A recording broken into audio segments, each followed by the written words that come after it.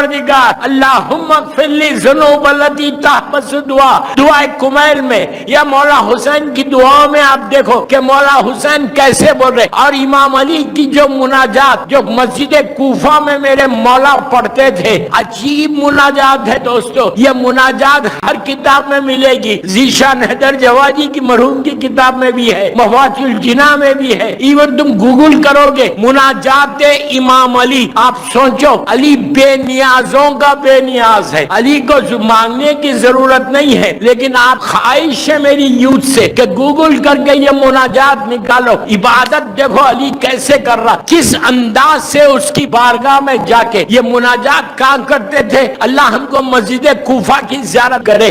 جب آپ مسجد کوفہ میں جا کے امام علی کی اس جگہ پہ جب میرے مولا کو 19 رمضان کو ضربت لگی تھی, جب آپ اس سے باہر نکلتا, ہر ذائق نکلتا رائٹ سائڈ پہ فوراً مڑ جاتا. کیوں مڑتا رائٹ سائڈ پہ؟ سامنے جناب مسلم ابن عقیل کا روضہ ہے. اللہ ہم کو جناب مسلم کی زیارت نصیب کرے. سامنے ان کا روضہ ہے, بس میری طرف دیکھو, یہ مولا کا روضے کا دروازہ ہے جناب مسلم کا. بس جیسی دروازے کے قریب تم پہنچتے, رائٹ سائڈ پہ ایک پوری مسجد کوفہ ہے, رائٹ سائڈ پہ ایک محراب ہے کہ جہاں پہ بتایا جاتا کہ یہ وہی محراب ہے, یہ وہی جگہ ہے کہ جہاں رمضانوں کی راتوں میں, شب جمعہ کی راتوں میں میرا مولا آ کے اللہ سے مناجات کرتا تھا. مناجات امام علی یہ ہر جگہ ملے گی. صرف پڑھ کے دیکھو تمہاری زندگی کیسے بدلتی کہ علی جیسا بندہ کہ جو اس کی ہر چیز جس کے قبضے میں ہو, زمین اور آسمان کا مالک جو ہو, جس کی محبت ایمان, جس سے بغض کفر و نفاق, بغیر اس کی محبت کے کچھ ہونے والا نہیں ہے, وہ علی اللہ کی بارگاہ میں جا کے بول رہا کہ پروردگار تیری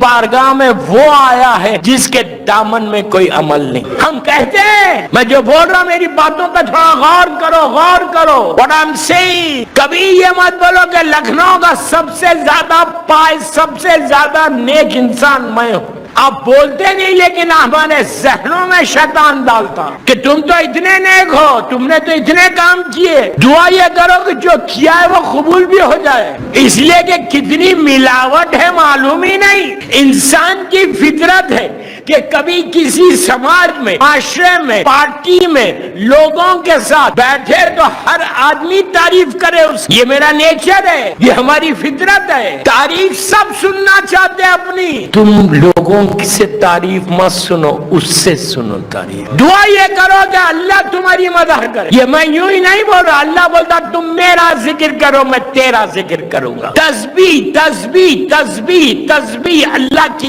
تسبیحات پڑھو. وہ عبادت بہترین عبادتوں میں سے عبادت. اگر کوئی یا حیو یا قیوم پڑھے کہ تو ہمیشہ سے ہے اور ہمیشہ رہے, تو بیماریوں سے بچو گے, میجر ڈیزیز سے بچو گے, زندگی میں برکت ہوگی. کیا جا رہا دو جملے, یا حیو یا قیوم, یا عجیب عبادت ہے اللہ کی. اس کی تسبیح پڑھتے رہو, جتنی دفعہ چاہے پڑھو. جتنا تم ذکر الہی کرتے نا, اتنا تمہاری زبان میں اثر ہوتا, اتنا تمہارے منہ سے خوشبو آتی, اتنا تمہارا چہرہ نورانی ہو جاتا, اتنا تمہارا ویژن بڑھ جاتا, اتنا تم ملائکہ میں قریب ہوتے. ملک بھی یہ بولتا, ملائکہ یہ بولتے یہ وہ بندہ ہے زمین پہ جو صرف اللہ کی عبادت کرتا, جیسا وہ لوگ کر رہے. اور ہمیشہ میں بار بار بول رہا, واسطہ معصومین کا دیکھ کے دعا کر. کوئی عبادت کرو معصومین کا واسطہ, صرف تسبیح پڑھے تو معصوم کا واسطہ. بہترین واسطوں میں بحق فاطمہ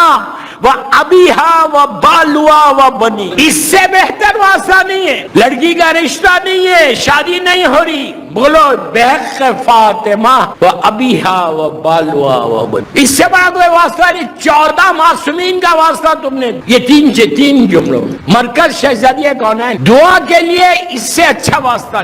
ہر نماز کے بعد جب تسبیح پڑھو نا, تسبیح پڑھنے, پلیز غور سے سنو, تسبیح پڑھنے کے بعد 3 مرتبہ سورہ خل پڑھو. اس کے بعد یہ جملے بولنا. 3 مرتبہ سورہ خل, سب کو یاد ہے, آپ نے مغرب کی نماز پڑھی، مظلوم بی بی کی تسبیح پڑھی، تسبیح پڑھ کے 3 مرتبہ بولو قل هو اللہ احد پڑھو 3 مرتبہ، بسم اللہ الرحمن الرحیم، قل هو اللہ احد اللہ الصمد لم یلد ولم یولد ولم یکن لہ کفوا احد، 3 مرتبہ پڑھ کے کیا کرو؟ یہ 3 مرتبہ پڑھنے کا فائدہ کیا ہے؟ اس لیے کہ ہمارا ایک نیچر ہے، ہمارا، مجھے پتہ نہیں لکھنؤ والوں کا ہے نہیں، لیکن دوسرے شہروں میں لوگوں کا ایک نیچر ہے، بولتے مولانا چھوٹی دعا دو لیکن فائدہ اتنا ہونا۔ وہ راستہ سن رہے، دعا چھوٹی دو، ٹائم نہیں ہے، بزنس بہت ہے، بزی ہے، چھوٹی دعا دو لیکن فائدہ سب سے زیادہ ہو۔ یہاں تک بولتے اس کو مت دو جو آپ مجھے دے رہے، نہیں سمجھے کیوں؟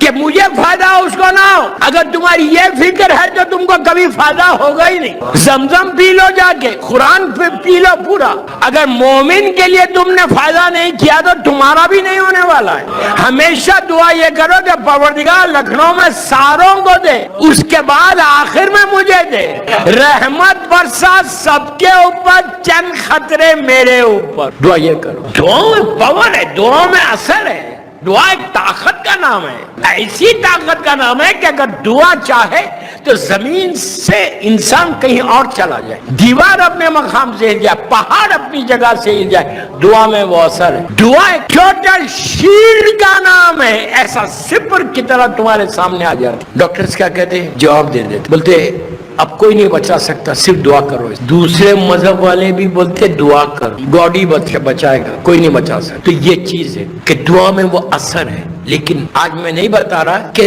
ریزن کیا ہے دعا جو قبول نہیں ہوتی۔ 1000 تم دعا مانگ رہے، جاتی نہیں اللہ کی بارگاہ، اللہ مجھے معاف کرے، اللہ مجھے معاف کرے، 1000 دعا مانگ رہے لیکن دعا اوپر جاری نہیں۔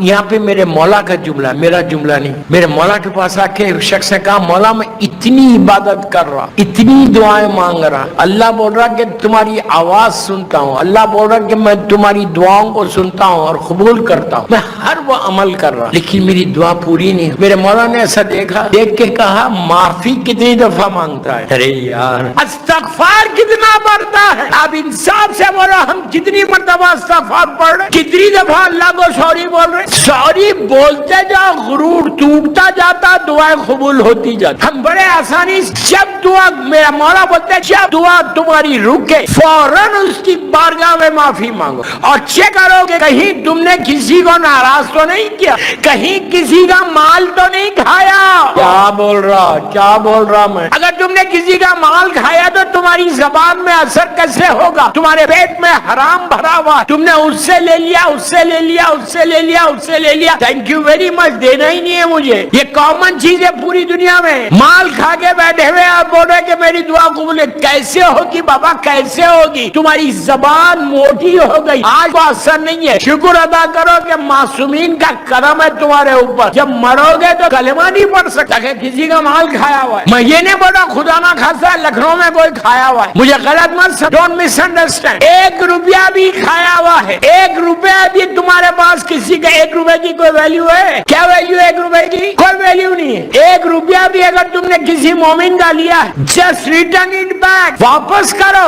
اسی لیے ہمارے پاس رد مظالم رکھا گیا، کتنے لوگوں کو تو معلوم بھی نہیں ہوگا کہ واٹ از رد مظالم۔ میں افسوس سے ویری سیڈ، یہ میں نہیں بول رہا، جا کے معلوم کرو، مولویوں کو پوچھو، میں تو ایک اسٹوڈنٹ، میں تو ایک طالب علم، معلوم کرو رد مظالم کیا ہے۔ 1 روپیہ کی آپ یہ مت بولو کہ 1 روپے کی ویلیو کیا یار، دے دیں گے، واٹ ڈو یو مین دے دیں گے، واٹ ڈو یو مین دے دیں گے؟ مر گئے تو کیا ہونے والا ہے؟ کوئی لکھا کے نہیں آیا کہ میں اتنے سال کے بعد مروں گا، کبھی بھی موت آ سکتی، موت آ جائے گی تو کیا ہوگا؟ آپ کو معلوم ہے کربلا مولا جب میرا مولا حسین آئے تو میرا مولا حسین نے قرضہ لیا اور فوراً اپنے بیٹے جو امام کو وصیت کے بیٹا اتنا قرضہ میرا ہے جا کے ادا کر دینا۔ اسی لیے ہمارے پاس افضل ترین عبادت بتائی گئی کہ باپ کا قرضہ بیٹا ادا کرے، لیکن بیٹا توفیق ہو، نیک ہو تو ادا کرے گا نا۔ بیٹے کو بھی تم نے حرام کھلایا، بیٹی کو بھی تم نے حرام کھلایا، ماں باپ کو تم نے حرام کھلایا، کسی کا مال اگر تمہارے پاس ہے تو تمہاری دعائیں قبول نہیں ہوں unless تم جا کے اس بندے کو بولو I'm sorry، میں نے تمہارے سے مال لیا ہے، 1 روپیہ میں تمہارا قرض دار ہوں، مجھے معاف کر دو، جب آئے گا تو میں